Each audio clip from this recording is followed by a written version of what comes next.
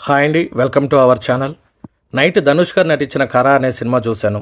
Cinema ఎలా అనిపించిందంటే first half వరకు చాలా బాగుంది, నాకు చాలా బాగా నచ్చింది. కానీ సెకండ్ హాఫ్ అంతా అనిపించలేదు. సెకండ్ హాఫ్ అంతా చాలా కన్వీనియంట్ రైటింగ్ రాశారు, చాలా సోగా సాగుతుంది. అది ఎంచుకున్న పాయింట్ కూడా మనం చాలా సినిమాల్లో చూసిందే, లైక్ సర్కార్ వారి పాట, మల్లన్న, ఇలాంటి సినిమాల్లో ఉన్న రాబిన్ హుడ్ టైప్ ఆఫ్ పాత్రే. సో అందువల్ల మనకి చాలా రొటీన్గా అనిపించింది. ఇక ప్లస్ పాయింట్ విషయానికి వస్తే హీరో ఫాదర్ క్యారెక్టర్లో నటించిన కేఎస్ రవికుమార్ గారు ఎక్సలెంట్ పర్ఫార్మెన్స్ ఇచ్చారు, చాలా బాగా చేశారు. ఆయన కోసం చూడవచ్చు అసలు ఈ సినిమాని. హీరోయిన్గా నటించిన మమిత చాలా న్యాచురల్గా చేశారు. ఇక ధనుష్ గారి విషయానికి వస్తే నాకు ధనుష్ గారి యాక్టింగ్ అంటే చాలా ఇష్టం. ఎందుకో ఈ సినిమాలో చాలా రొటీన్గా అనిపించింది ఆయన క్యారెక్టర్. ఇడ్లీ కొట్టు సినిమాకి సెకండ్ వెర్షన్ లాగా అనిపించింది ఇది. ఆయన ఆ సినిమాలో ఎలా ఉన్నారో ఈ సినిమాలో కూడా సేమ్ ఎక్స్ప్రెషన్స్, సేమ్ హావభావాలు కనిపించినాయి.